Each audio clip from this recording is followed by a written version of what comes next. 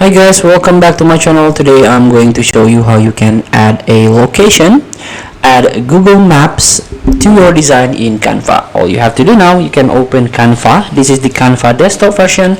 You can download it for free from official website. Don't forget to sign up with your account. To start, you can click apps and click design essentials. Now you can scroll down and try to find a Google Maps. Add Google Maps. Navigate your world with Google Maps. Share and discover places by embedding a map in your design. So you can click use in existing design if you already have one, or you click use in new design. So here we go. So you can add maps here, or you can add your image first. This one, for example.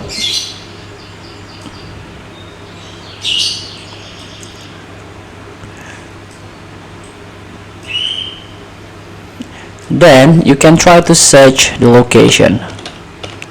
For example, Alpen, and here we go. So just drag, and here we go. Now the map is integrated with your design, and also have a link here. If you click or double click, you can see this link, and also you can click the link. Feel free to try. Thank you for watching. Don't forget to comment, like, and subscribe, and circle the next button below. See you in the next video.